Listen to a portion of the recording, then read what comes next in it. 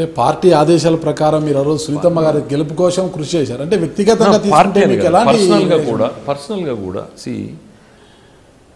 Differ అవ్వడం, పొలిటికల్గా differ అవ్వడము, పర్సనల్గా డిఫర్ అవ్వడం, దెర్ ఇస్ చాలా గ్యాప్. వారి కుటుంబం నుంచి మీకు ఎలాంటి అన్యాయము జరగలేదంటారు అయితే? సో పొలిటికల్గా జరుగుతుండే నేను అనేది పాలిటిక్స్ ఈజ్ వన్ అప్ మ్యాన్షిప్. ఎప్పుడు కూడా అవి నడుస్తూనే ఉంటాయి. వ్యూహాలు, ప్రతి వ్యూహాలు, ఎత్తుగడలు అవి సహజంగా నడుస్తాయి. దాన్ని అనుభవం లేని వాళ్ళు పర్సనల్గా తీసుకున్నప్పుడే సమస్యలు వస్తాయి. ఇప్పుడు నువ్వు నన్ను విభేదించవచ్చు, మీరు వైఎస్ఆర్సీపీకి వెళ్ళొచ్చు, కమ్యూనిస్ట్ పార్టీకి వెళ్ళొచ్చు, అయినంత మాత్రంలో నాగరాజు గారు నాకు సరిపోవడం అని నేను ఎట్లా అనుకుంటాను? ఆ థిన్ లైన్ని నేను డిఫరెన్షియేట్ చేయగలిగితే నా రిలేషన్షిప్ బాగుంటుంది నాగరాజుతో. నా ఆలోచన ధోరణిని వ్యతిరేకించాడు కాబట్టి నాగరాజు నాకు వ్యతిరేకం అనుకుంటే ఎట్లా? So it is just that ఆ థిన్ లైన్ని, ఆ డిఫరెన్స్ నాకు ఎప్పుడూ ఉంది. సో అనుభవం లేకుండా ఒకవేళ వాళ్ళు చేసినా ఇంకోరు చేసినా నా సైడ్ నుంచి అయితే నేను ఎప్పుడు పొరపాటు చేయను. ఆ రోజు సునీత గెలుపులో హోల్ హార్టెడ్గా చేశాను. ఇన్ఫ్యాక్ట్ శ్రీరామారాజు చిన్న కుర్రాడు, ఈవెన్ ఎలక్షన్స్ కూడా కనిపించేటువంటి పరిస్థితి లేదు. We don't expect also. ఆ రోజు కుటుంబం ఉన్న పరిస్థితుల్లో మేము ఎక్స్పెక్ట్ చేయలేదు. We all stood by the family. So కాబట్టి పాలిటిక్స్లో ఉన్న డిఫరెన్సెస్ పర్సనల్ లైఫ్లోకి రాకుండా చూసుకోవడం పయ్యావుల కేశవ్ చాలా క్లియర్గా ఉంటాడు. ఒకవేళ అటు సైడ్ నుంచి తప్పులు జరిగినా, ఒక సునీత అనేటువంటిది కాదు, చాలామందితో నేను రాజకీయాల్లో చేస్తూ డిఫరెన్సెస్ జరుగుతున్నా ఓవర్ పీరియడ్ ఆఫ్ టైం సంబంధాలన్నీ మెరుగుపడ్డాయి తప్ప డిటీరియరేట్ కాల.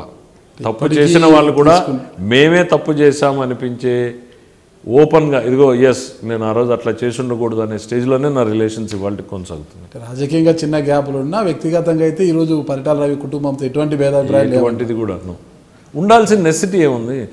నా philosophy is different. Hardly I'm reaching 50. ఇంకెన్నేళ్ళు 10 ఏళ్ళు యాక్టివ్ లైఫ్ ఉంటాం పాలిటిక్స్లో. 70-80 ఏళ్ళ వరకైతే రాజకీయం చేయాలని కోరిక లేదు. 60 ఏళ్ళు పాలిటిక్స్లో చేసి మనం అనుకున్న ఆలోచనలు ఇంప్లిమెంట్ చేయగలిగితే వీఆర్ మోర్ దెన్ హ్యాపీ. 10 ఏళ్లలో మిత్రులను ఎక్కువ చేసుకోవాలా, శత్రువులను ఎక్కువ చేసుకోవాలా? నా టైం అంతా I should be spending more time in gathering friends and people rather than building up the enmity. కాబట్టి అట్లా వదిలేసి ముందుకు పోతాం తప్ప నేను పెద్దగా వాటి మీద ఫోకస్ పెట్టాను. ఇప్పుడున్న ఉరవకొండ ప్రస్తుత ఎమ్మెల్యే విశ్వేశ్వర రెడ్డి గారి కుటుంబంతో మీకు ఎందుకు గ్యాప్ ఉంది? ఎందుకు విభేదాలు పడుచూపే వాళ్ళ కుటుంబంతో? అంటే కమ్యూనిస్ట్ పార్టీలో వీళ్ళ ఫాదర్ యాక్టివ్గా ఉన్నప్పుడు కౌకుంట్ల భూస్వామ్య పోరాటాలు అనేటువంటిది కమ్యూనిస్ట్ పార్టీ ఒక విధానాన్ని ఎంచుకుంది. అంటే మా దగ్గర భూస్వాములకి అన్డిస్ట్రిబ్యూటెడ్ ల్యాండ్స్ ఉన్నాయి, పంచాలి అనేది. మనం ఎప్పుడో 70s పనిచేసాను, అక్కడ పెట్టుకోలేం. అయితే రకరకాల కారణాల చేత ఆ రోజు మా పార్టీలో సరిపోనటువంటి వ్యక్తులు, జిల్లా స్థాయిలో ఉన్నవాళ్ళు, ఇతర స్థాయిలో ఉన్నవాళ్ళు కూడా ఇది ఒక వెపన్ని మనం ఎందుకు యూజ్ చేయొచ్చు, వెంకటనారాయణ గారిని సప్రెస్ చేయడానికి ఇది ఉపయోగపడుతుంది అనేటువంటి వైఖరితో దాన్ని మరింత ప్రోత్సాహాన్ని ఇచ్చినటువంటి పరిస్థితి. ఆ గ్యాప్ ఒక 10 ఏళ్ళు నడిచింది. ఎందుకనంటే మీకు తెలుసు పల్లెటూళ్ళల్లో ఆ రోజు వాతావరణం ఎట్లా ఉంది. కేశవ్ ఆలోచించినట్టు ఆ రోజు నాగరాజు నన్ను ఒక మాట అన్నాడు అనంటే నేను నాగరాజుని 2 అనాలి, లేదంటే కొట్టాలి, ఆధిపత్యం. సో డెఫినెట్గా ఆ రకమైనటువంటి వాతావరణం గ్రామాల్లో ప్రివైల్ అయింది. చాలా కేసులు నడిచినాయి. అయితే పర్సనల్గా ఎక్కడ ఎవరు కూడా డిఫర్ కాల. నారాయణ రెడ్డి గారి కుటుంబం కానీ ఫ్యామిలీకి మా అమ్మది అదే ఊరు. మా 2 ఊళ్ళకి మధ్యలో 3 కిలోమీటర్లు కాదు రాకెట్ల. మా ఊరికి వాళ్ళ ఊరికి 3 కిలోమీటర్ల గ్యాపు. మా అమ్మది అదే ఊరు.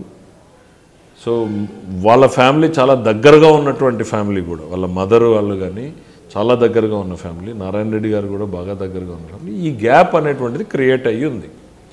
ఇమీడియట్గా నేను 94లోకి ఎలక్షన్స్ కంటెస్ట్ చేయడము, ఆ తర్వాత ఒక 3 మంత్స్కి 6 మంత్స్కి వాళ్ళ ఫాదర్ మీద నక్సలైట్లు దాడి చేసి చంపేశారు.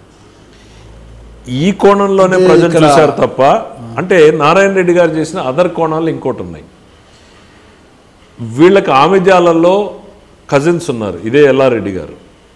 అక్కడ నక్సలైట్లకి వీళ్ళ బంధువులకి సేమ్ పోరాటాలు నడుస్తున్నాయి, ల్యాండ్ డిస్ట్రిబ్యూట్ చేయాలి పేదలకి అనేటువంటిది. ఆయన కమ్యూనిస్టు పార్టీలో అంటే కమ్యూనిస్టులు నక్సలైట్లని విభేదిస్తారు కదా. కమ్యూనిస్టులు ఎప్పుడు నక్సలైట్లని స్వాగతించరు. They differ. ఎక్స్ట్రీమిస్ట్ అప్పట్లో కమ్యూనిస్టుల భావాలని కొన్ని ఉన్నతంగా ఉన్నాయంటారు. అలాంటప్పుడు ఎందుకు వీళ్ళు టార్గెట్ చేస్తారు అంటే నేను అదే చెప్తున్నాను మీకు జరిగింది ఏంటి అనేటువంటిది. కమ్యూనిస్టు భావజాలను ఎక్కడ కూడా ఎక్స్ట్రీమిస్టులని యాక్సెప్ట్ చేయదు. ఇన్ఫ్యాక్ట్ నారాయణ రెడ్డి గారు is the first person to fight extremist. ఆయన ఒక నెల రోజులు టెంట్ వేసి నిరాహార దీక్ష కూర్చున్నారు. ఉరవకొండ పోలీస్ స్టేషన్ ఎదురుగా చంద్రశేఖర్ రెడ్డి అనే ఎస్ఐ సీఎన్ ట్రాన్స్ఫర్ చేస్తే, లేదు ఇతను నక్సలైట్లని కంట్రోల్ చేస్తున్నాడు, ఇతను ఉంచాలి అని నారాయణ రెడ్డి గారు వీళ్ళందరూ కూడా రైతులందరినీ మొబిలైజ్ చేసి చేయించాడు ఆయన. సో దేవర్ అపోజింగ్ నక్సలైట్స్, ఎవరి పంథాలో వాళ్ళు చేస్తూ ఉన్నా, అటు 3 కిలోమీటర్ల ఆమిదాల గ్రామంలో నారాయణ రెడ్డి గారు రిలేటివ్స్ ఉన్నారు. వాళ్ళకు సంబంధించిన భూములు నక్సలైట్ సింపథైజర్ లాక్కుంటే నారాయణ రెడ్డి గారు వెళ్ళి వీళ్ళ బంధువుల తరఫున నుంచుని ట్రాక్టర్లతో దున్నించి వచ్చారు. సో ఆ గ్యాప్ అక్కడ బాగా పెరిగింది నక్సలైట్ సానుభూతి పరులకి వీళ్ళకి. సో రెండవది, అప్పటికి బండయ్య మాస్టర్ అని మీరు వినుంటారు. నక్సలిజం సిద్ధాంతకర్తల్లో ఆయన ఒకడు. కొండపల్లి సీతారామయ్య, బండయ్య మాస్టర్, వీళ్ళిద్దరూ ఫౌండర్స్ ఆఫ్ PWG వార్ అనుకుంటే, తర్వాత గణపతి గ్రూప్ సపరేట్ అయిపోయి వీళ్ళిద్దరూ కేఎస్ వర్గం అని పెట్టుకున్నారు. కేఎస్ కొండపల్లి సీతారామయ్య, అది ఉరవకొండనే హెడ్ క్వార్టర్స్. ఆయన Bandaiah master is from Uravakonda. So ఆయన హెడ్ క్వార్టర్స్ అక్కడ పెట్టారు. ఆయనకి నారాయణ రెడ్డి గారికి సన్నిహిత సంబంధాలు ఉన్నాయి. సో ఇది గణపతి వర్గం పూర్తిగా విభేదించింది. అంతే, తమతో విభేదించినటువంటి కొండపల్లి సీతారామయ్య వర్గానికి నారాయణ రెడ్డి గారు సపోర్ట్ చేస్తున్నారు అనేటువంటి భావన వాళ్ళల్లో చాలా పాతుకుపోయింది. ఆల్మోస్ట్ వాళ్ళ పార్టీ మీటింగ్స్ ఇంటర్నల్గా మీకు ఇప్పటికీ డైరీలు ఉంటే వెరిఫై చేసుకోవచ్చు, నారాయణ రెడ్డి గారిని టార్గెట్ చేయాలనేది ఒక డిస్కషన్ నడిచింది. ఈ దశలో బయటకు ఉన్నటువంటి మా మీద ప్రచారం జరిగింది, కానీ ఆ రోజు పార్టిసిపేట్ చేసిన వాళ్ళు ఎవరు? PWG గ్రూప్ సానుభూతి పరులు. ఎందుకు పార్టిసిపేట్ చేశారు? ఏ సంఘటన? ఆయన ఆ రోజు ప్రత్యక్షంగా బండయ్య మాస్టర్ని కలిసి రిటర్న్ వస్తున్నాడు. బండయ్య మాస్టర్ని కలుస్తున్నాడు అనేది సమాచారం గణపతి వర్గానికి ఉంది. కలిసి అక్కడ వీలైతే ఆయన్ని కూడా ఎలిమినేట్ చేయాలి అని, లేదు అక్కడికి వెళ్తే బండయ్య మాస్టర్కు ఉండే రక్షణ వల్ల ఏం పెద్దగా ఉంటుంది కాబట్టి వాళ్ళ గ్రూప్ పాలిటిక్స్లో వీళ్ళని రిటర్న్ వచ్చినప్పుడు చంపేశారు. ఇది వెరిఫై చేస్తే మీకు ఉంటుంది. ఆ రోజు ఆధిపత్య పోరులో సూడో నక్సలైట్ల ద్వారా మీరే నారాయణ రెడ్డి గారిని, విశ్వేశ్వర రెడ్డి గారి సోదరిని కూడా మీరే మీ కుటుంబ సభ్యుల హత్య చేయించారన్నది వాదన ఉంది.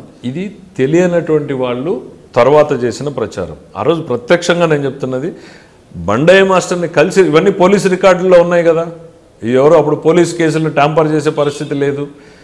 రిటర్న్ వచ్చే టైంలో వాళ్ళు అటాక్ చేశారు. దొరికిన వాళ్ళు ఎవరు? సూడో నక్సలైట్స్ కాదు, 100% PWG గణపతి వర్గానికి సంబంధించిన వాళ్ళు ఎవరో కూడా నాకు తెలియదు. వాళ్ళని ఒక 1.5 year తర్వాత నేను కలిశాను. అంతవరకు నాకు తెలియని కూడా తెలియదు. ఆ ఇన్సిడెంట్ ఫస్ట్ ఎక్కడికి వచ్చింది? నేను ఆ రోజు CPI ఎమ్మెల్యే రామకృష్ణ, విశ్వేశ్వర రెడ్డి ఒకే వేదిక మీద ఉన్నాం. మన నిమ్మల కిష్టప్ప గారు ఎలక్షన్ 6 నెలలు లేట్ అయితే క్యాన్వాస్ చేస్తూ ఉన్నాం. లంచ్కి వెళ్ళాము. ఇటు వెజిటేరియన్ అటు నాన్ వెజిటేరియన్ ఉంటే మేము తిన్నాం. విశ్వ తింటూ ఉన్నాడు. సమాచారం మాకు వచ్చింది. 10 నిమిషాలు ఆగమని నేనే చెప్పాను, ఎందుకంటే భోజనం ముందు చెప్పడం కరెక్ట్ కాదు. సగం తిన్నాడు, లెట్ హిమ్ కంప్లీట్ అని. తిన్నాక స్టార్ట్ అవుదాం, మీరు వెళ్ళండి అని చెప్పేసి రామకృష్ణ ఆయన ముందు వచ్చారు, నేను వెనకాల వచ్చాను. నిజంగా చేసుంటే ఆ స్పాట్కి ఎవరన్నా వెళ్తారా? టిల్ ది ఫ్యూనరల్, ఆయన భూస్థాపన చేసే వరకు నేను అక్కడే ఉన్నా. నేను చేసిన ఒకే ఒక పొరపాటు ఏంటంటే, దాని తర్వాత ఈ ఆరోపణలు ఒక 15 రోజులకు మొదలైనవి. వీళ్ళు ఉండొచ్చు వెనకాల అన్నప్పుడు నేను ఖండించకపోవడం. మీ నాన్నగారికి నారాయణ రెడ్డి గారికి మంచి సఖ్యత ఏమైనా ఉండేదా? చాలా, there are very good relations. ఇది నారాయణ రెడ్డి గారి ఫ్యామిలీకి మాకు డైరెక్ట్గా వచ్చిన ఇష్యూ కాదు. తెలుగుదేశం పార్టీలో జరిగిన ఇంటర్నల్ రిఫ్ట్ని ఇవాళ మీరు విశ్వాసం ఇంకొన్ని అడగండి, చెప్తారు కదా మా ఇద్దరికి ఏమన్నా రైవలరీ ఉన్నిందా అని. ఇది వేరే రిఫ్ట్, వాళ్ళని ఉపయోగించుకొని ముందు పెడితే అది మా ఇద్దరి మధ్య ఘర్షణగా మారిపోయింది. సో ఇందులో ఇప్పుడు అల్టిమేట్లీ మోటివ్ ఒకటి ఉండాలి కదా. నేను నాగరాజుని చంపాలి అని అంటే ఎందుకు చంపాలి? కారణం ఉండాలి. నారాయణ రెడ్డి గారు నా మీదకి రావాలంటే ఏంటి కారణం ఉండాలి.